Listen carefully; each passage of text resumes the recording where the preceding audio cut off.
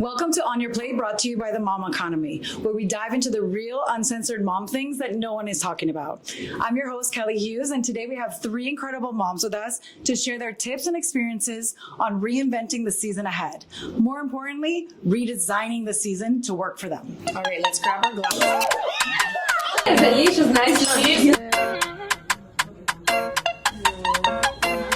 Amazing. Now the Brit and I come like from that side, so cheers. Asha, we're just so thankful for you to open up your home for such a good cause and just learn a little bit more about you and all the amazing women here today. But the first thing that we need to do before we jump into this conversation is first celebrate you, pop the champagne because you launched a new book and we're really excited to just hear more about it and celebrate Thank you. I'm so honored to be here with these women and on the show. All right, girl, let's do this. All right, let's grab our glasses. That was awesome. That wasn't AI. That was real life. We haven't done this before. Salud. Cheers. Salud. Thank you. We're so thankful to be here today at Asha's house. Thanks for having us here. And we are with Moniomi, and Monica did this incredible house. She decorated it and she did the tablescape, which you're going to see soon. And Diana here is from Chef Post, and we couldn't have done this episode without them. So we thank you for being our sponsors on this episode. So Diana's going to tell us a little bit more about her business, Chef Post, that provided the food today, which we are so excited to eat and indulge in. But that's more how you make bringing the chef to your house more accessible and more about your business. Yes, of course. So I'm Diana. I'm the co-founder of Chef Post. Chef Post is a marketplace to book personal chefs on demand. So all of our chefs are vetted, and our mission is really to make people's lives easier and better. So you can have a chef to meal prep for you for the week or for special occasions like this one. So Cheers to that. Do you want to tell us more about what we're going to be eating today? Yes. Because this all looks delicious. Okay, of course. So today we booked Chef Carolina, who is amazing. Chef Carolina, come and tell us what do you prepare for us today? How are you? Hi, thank you. Yes, today I'm the chef in charge. So what we have is this vegan, which is nice for those who don't eat meat, don't want to eat on the table. So that's the reason why I was offered. Then we have a pate made of 3 different kinds of mushroom. We have vegetables and crostini. This is going to be the starter. And then we have turkey made like in a slow cooked ragu with potato, vegetables, and as a dessert, a kind of streusel. It's like a crumble apple. Yeah, nice. Diana, do you want to tell us more about vegan options for Thanksgiving? Because I think one of the things in the holidays is obviously, at least here in Miami, it's all meat related, right? We have the caja china. ¿Qué más? ¿Qué tenemos? ¿Qué tenemos aquí en Miami? And this is such a really nice element for the table if you are vegan or you prefer not to eat meat. So that's the beauty about having a personal chef, that everything is so customized. So depending on what people want, you can make substitutions. And of course, it's nice always to have the guests that do not eat meat involved and that they don't feel isolated in the party that they cannot eat. So the chefs will always accommodate too. Amazing. I want to introduce you, Monica. Tell us more about what you do and how you come up with the inspiration, more about your business, who you are, where you're from, all the details. Let's get the whole profile. Well, okay. Well, I'm Monica Santayana. I'm actually a native Miamian. I was born and raised here. My parents are Cuban. So I'm co-founder of Moniomi Design. It's a multifaceted interior design studio here in Miami. We've been full running for about 12 years now. My partner is my husband, so it makes it kind of easy for family life. Here and there, it makes it easier, it makes it more difficult at times, and we're parents, or I'm a mother of two beautiful kids, Bravo and Bella. Designs are incredible. Thank you. Asha, tell us more about your book. It just came out, Pink Glass Houses. You guys have to get one. It's about the Miami social satire about motherhood, right? About being a mom in Miami. Correct, which is unlike being a mother anywhere else in the world, I think. Pink Glass Houses is my debut novel. It came out with HarperCollins at the end of the summer.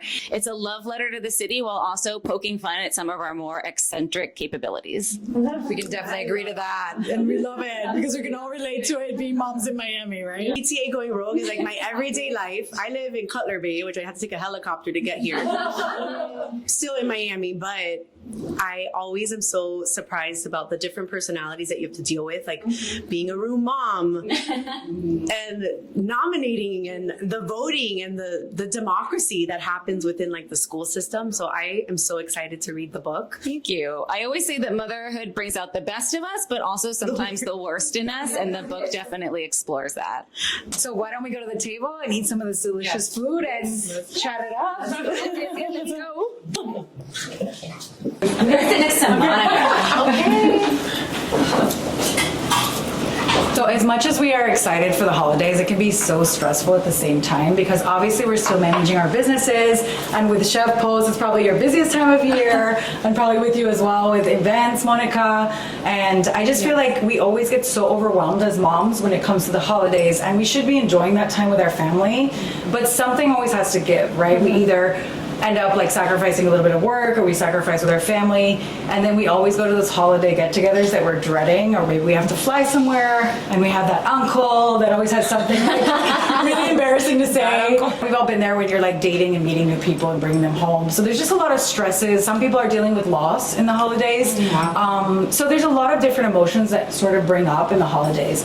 And essentially the biggest thing is like really redesigning the holidays to work for you, because I think that who's to say what you're supposed to do? Because I think that there are traditions in each family that are unique to the family.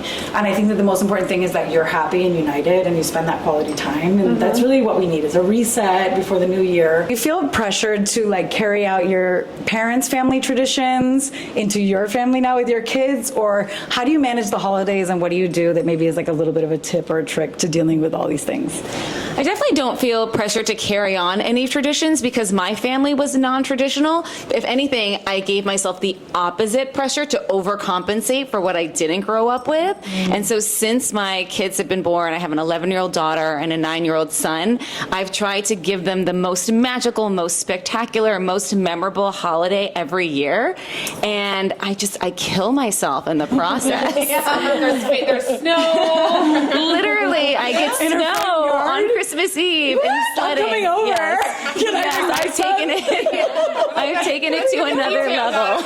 Yeah. Can we come? No. Absolutely. That is so cool. I feel the same way also. I didn't have all these lavish things, so I try to do it. But do you ever feel overwhelmed? I feel overwhelmed. Kick you in the butt yes. later? I feel overwhelmed from October 15th until January 1st. And I think that I'm trying to forgive myself a little bit more and more for not making things perfect every year, for not getting every single gift they want, so a few years ago, I divorced my children's father, and Bill were very good friends, and we celebrate the holidays together. Things have changed, and our traditions are changing, and I carry a lot of guilt for that, and I know that my kids have been affected, but I need to forgive myself because there's only so much we can do, and waking up on Christmas morning isn't going to be the same as when we all ran down the stairs together, and it's going to have to be okay, and what we're lacking in that tradition, we try to make up for in the love and togetherness. That's so beautiful. Thank you for sharing that. I think that that's the most important thing. We have so many blended families nowadays, and I think that it's about being together and being okay with that. Because I think we think about too much what we don't have, and we forget about what we do have. And the most important thing is that you remind yourself of that. Right. It's supposed to be about gratitude. I think that sometimes I do it myself. I'll watch a movie for that good feeling, and I feel like it should look like the movies, and I get sad because I'm like, I want to be there. I want to be in their house. You know what I mean? With their family, because they all look so great. But it's the movies at the end of the day. It's not even a reality necessarily, and definitely doesn't look like that for everybody. No, I feel like I made a checklist for myself, and every year that checklist will grow. And so it started out, I have to have the snow, I have to have Santa, I have to, and then every year the checklist was getting bigger and bigger, and it just became unmanageable. Like for us, we see it like this perfect, fireplace, and they're hanging out, and for the kids, they just feel the warmth when you're present. And when you're looking at them in the eyes and you're having a good time, like those are the holiday feelings that they're gonna cherish for the rest of their lives. And that's the part that I always remind myself, because sometimes I feel with the hustle and bustle, it takes away me being a present Of mom, course, because I'm thinking, and they don't know that I'm planning all these amazing magical Right. moments. They just see you stressed out, and they're just like, man, mom's so stressed short-tempered. during the holidays, and they don't realize that you're short-tempered because you just want to bring that warmth. Yeah. You know what? Maybe they don't want this extravagant thing, and me not getting that sixth gift in their stocking, but me just sitting there and listening to them. That's what they need, you know. Right. For me, I want the decorations too. I have to figure out how to get that in. So it's not only for my children. For sure. It's also for ourselves. And I do, like, Brittany, like you were saying, I think it's more of like the magic. And I think I'm obsessed with like making my house feel like magical, right? Like giving And her that house, you should, like, if you think this is beautiful, you should see her house during the holidays. Oh, thank you. But We know where we're going. yes, we're gonna first stop at Austin, and then we'll come over. Cocoa at your house. Yes. It's a progressive dinner. Yeah, but what I do, because typically during the holidays, like our clients or friends want us to kind of get the house ready too, I just decorate way earlier, probably like too early, but also because I do it for myself. I use the excuse that, oh, it's because, you know, we don't have time with clients and things like that. But you're ready. But then it keeps creeping, I'm ready. It keeps creeping up, and Ronald's like, don't bring the trees in October. Okay? And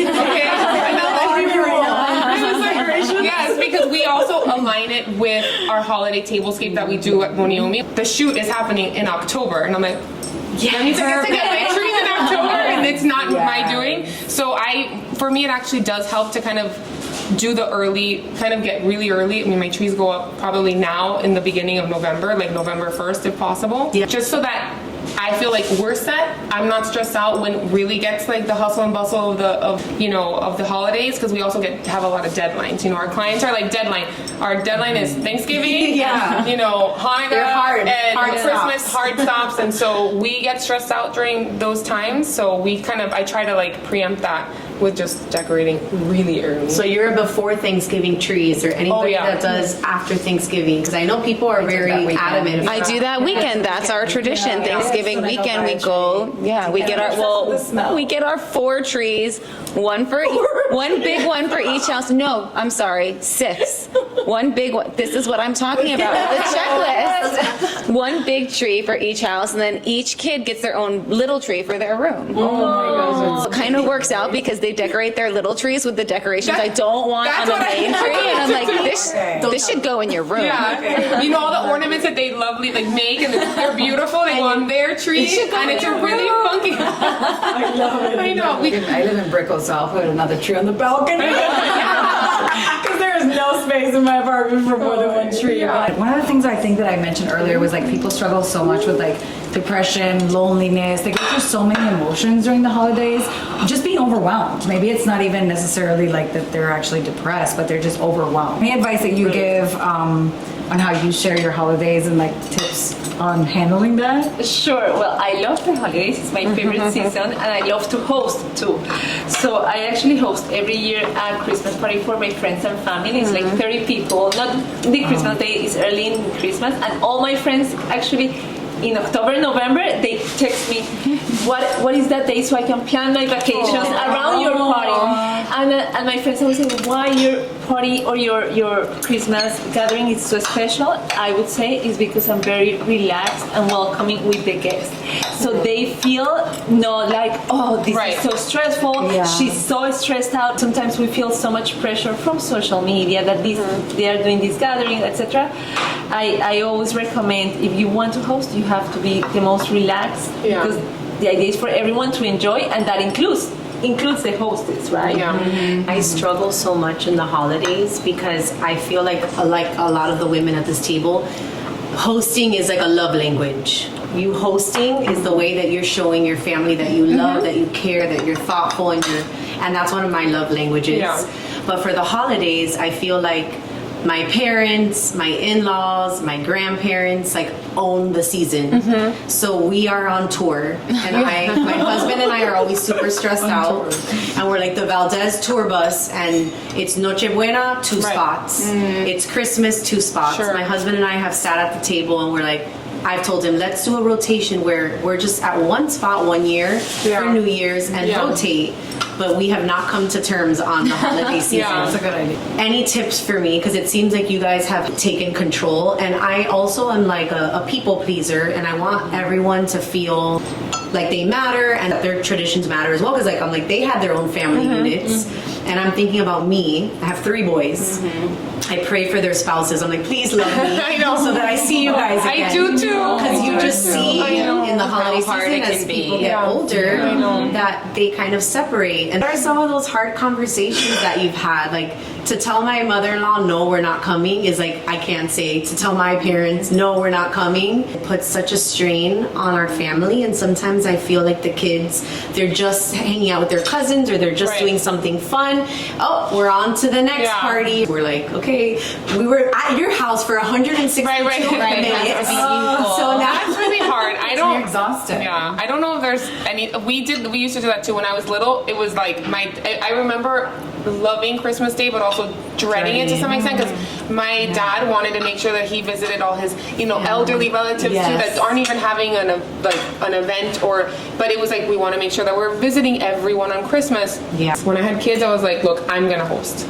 I'm sorry, it's no offense, and everyone in my immediate family was totally fine with it, and we made it like a new tradition. Very important during the holidays to establish boundaries, which is really hard for us to do when we are women and we're people pleasers and we want to love our in-laws and we want to love our families and for everyone to be happy. But at the end of the day, I mean, you so beautifully said, when we're stressed, everyone feeds off of it. And I was noticing the same thing and trying to please everyone. I was just like kind of with this grumpy face going from house to house and tradition to tradition until we kind of made a conscious effort to step back and set boundaries and say, okay, this tradition is very important, so we can keep this one, but let's try to ditch this one. As I do spend Christmas Eve and Christmas with my ex-husband and with our kids together, and we go skiing usually the day after. That's also our tradition. We stay through New Year's. And I said, well, this year, why don't we wake up, open presents, and then go skiing so that we're ending the day with snow and hot chocolate. Oh my gosh. And how magical. And I thought that was a great idea. And then it cuts out all the other obligatory things that you have to do.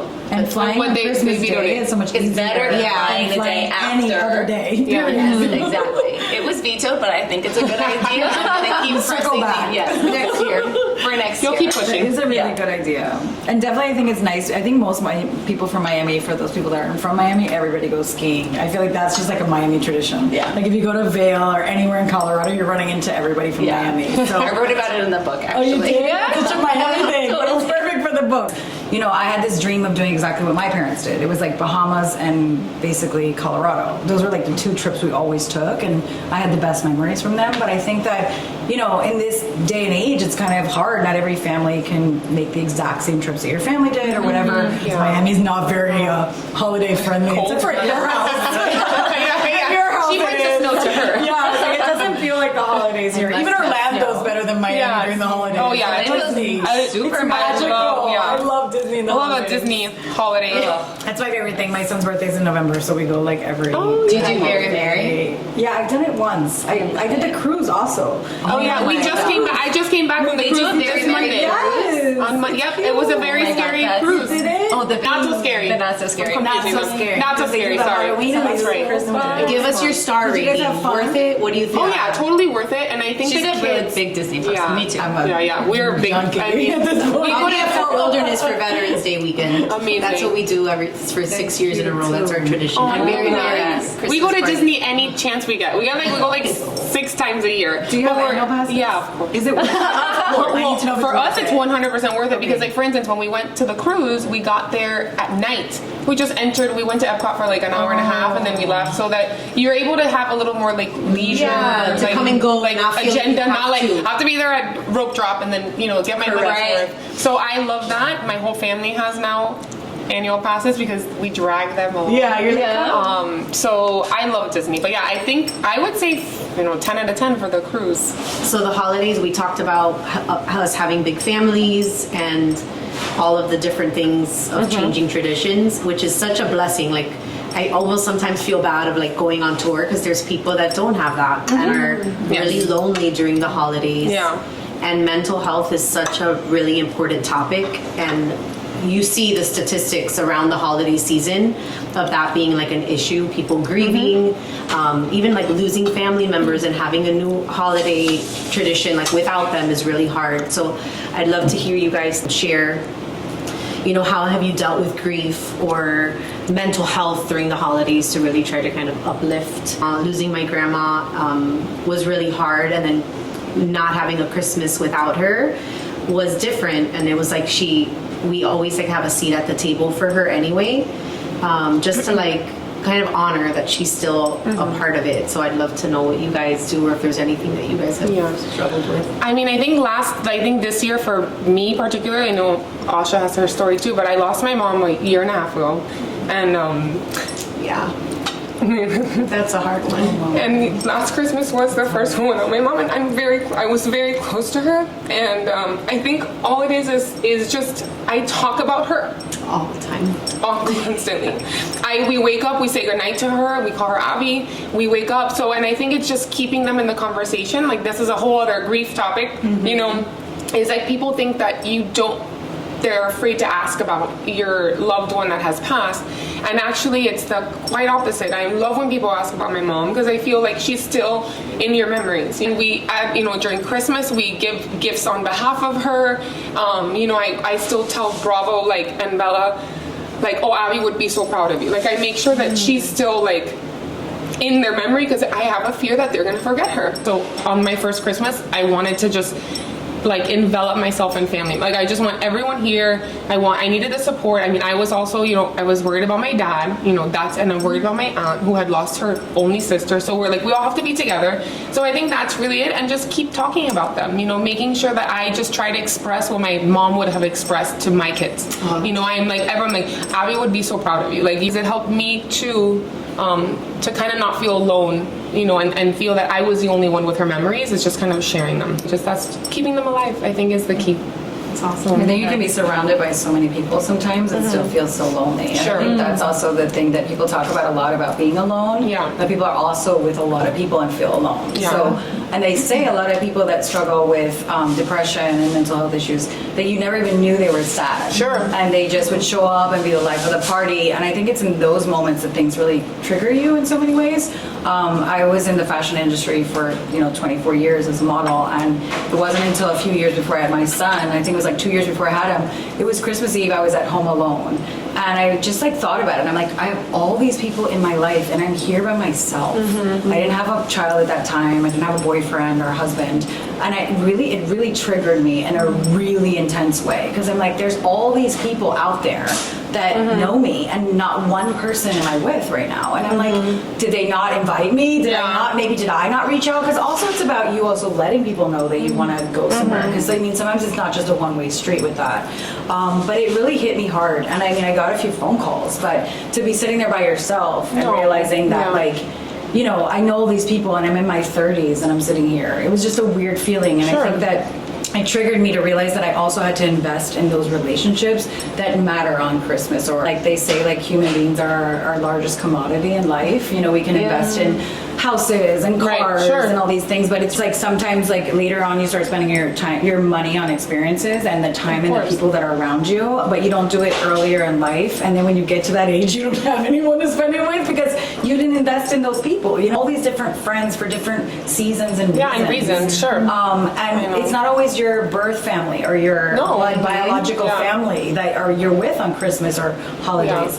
So I think that's one thing now that I do have my son, I really don't care who else is around me, to be honest, as long as I'm with him. I know. That's the holidays. Yeah, and being a single mom, I just make it work for me. You were saying, you guys do everything together. I think that's really awesome, because first, families that are blended, or families that have divorced or separated, that is challenging for people, and some people hate each other and they can't sit in the same room, and then that affects the kids. So it's kind of making what works for you work the best, but for me it's the more the merrier. If my son's dad comes over, my mom comes over, my son's dad and my dad don't get along, so they don't come over.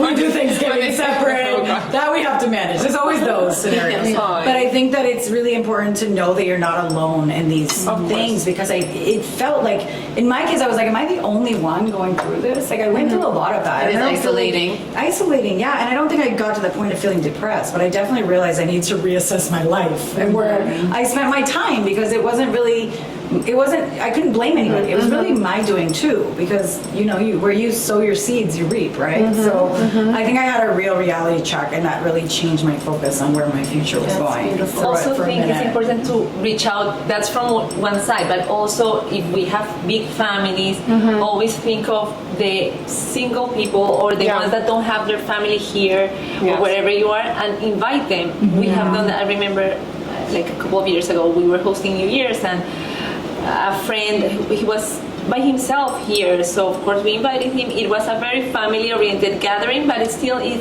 it's good to reach out and think of the people that may not be alone. have I was telling Monica earlier, the first Thanksgiving after my divorce, my parents had just moved to Fiji, so they could not be further away in the world.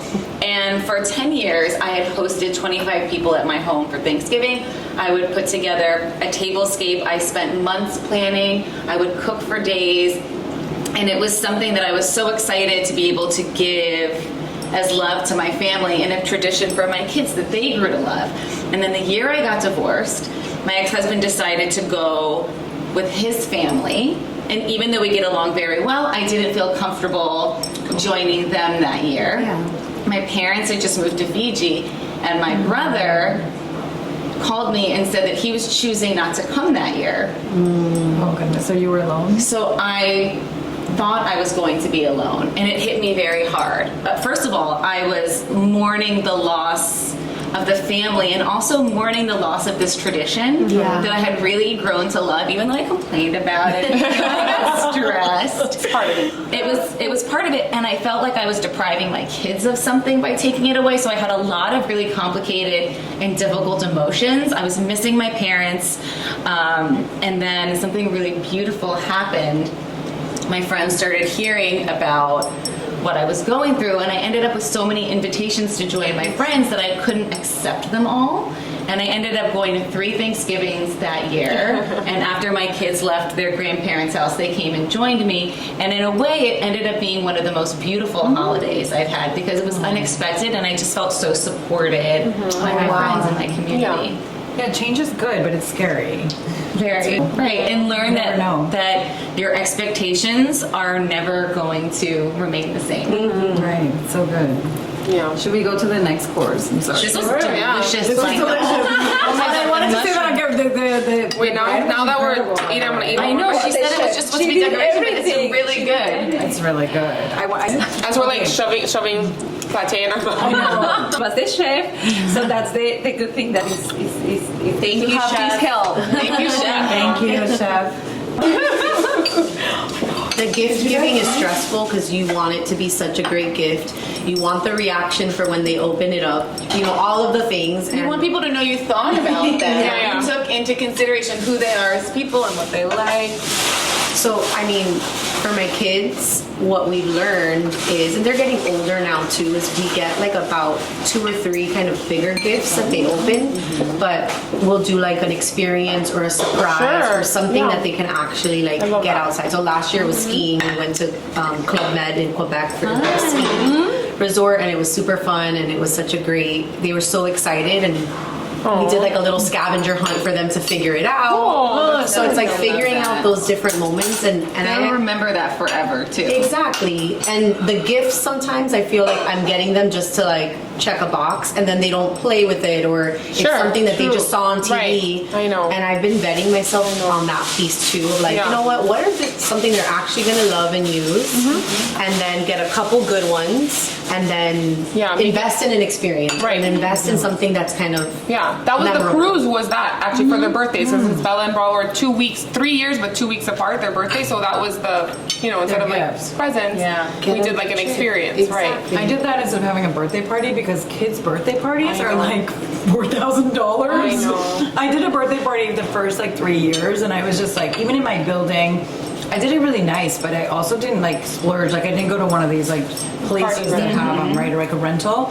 And it was literally, I think, like 3,000 or something like that. Oh, sure. And I was like, you know what? A Disney cruise is about the same price. So I was like, why don't we do this experience instead of this one party that like essentially everybody comes, they have a good time, but it lasts such a short moment. And a cruise is like a whole experience. Yes. But then as I was sitting on the Disney cruise, I did a funny reel about it saying like, why did I think this was going to be cheaper than a because it's never cheaper. Like you always spend so much. It's different. Well, speaking of gifts, we have like a white elephant surprise for you guys. What's a holiday party without some gifts? Yes. So we have some amazing women-owned businesses that wanted to share and gift you guys something. Oh, that's so sweet. We should have wanted to obviously give you moms, girls, women a gift. I still like girls. I know I like girls Yeah, I too. like but girls. The other day somebody told me don't call them girls, they're women. I was like, Call me a girl.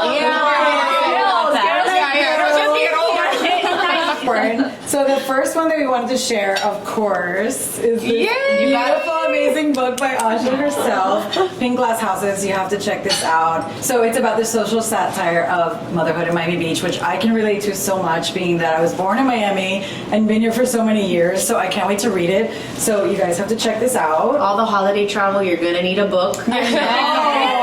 Oh, and the cover is so beautiful. It's cute. Yeah. And then another one we're going to share with you is my jewelry brand. Since we like jewelry, guys. So it's called Hughes. It's unisex. I saw it at the Edition Hotel, the One Hotel, like a lot of the hotels. So cool. Awesome. The bracelets that you guys are all getting is a little mama bracelet. I got a little matching one to go with it. Thank you. That's so Just for a little memory of today, and it's a great holiday item for a gift guide as well. A great mommy and me one. Yeah. My daughter's gonna love it. Okay. Annabelle is the owner of Tasha, and she's such an amazing friend, mother-owned business. Yeah. And she wanted to spoil you guys with some amazing candles today. Thank you. Yeah. So you guys can open them because she did a very extra special touch. This is yours. Thank you. And we all have one. I'm surprised. I didn't even know I was getting one. Yeah, that was my surprise to you. That's so nice. Yeah, open it though. Oh. It's very beautiful. How do I open it? very inelegantly. How are you? So it's there's like a Okay, there we sleeve. go. Got it. Got it. Beautiful. Which I love Taja candles because they come perfectly wrapped and you don't have to think about it. And labeled.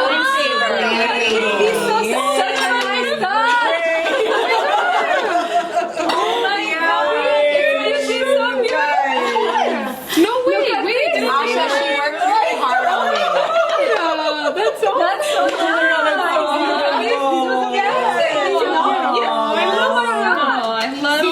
Thank you. All of the logos of everybody's business. So thoughtful. Beautiful. Thank you so much. With their names on the top and then their businesses on the front of the candle.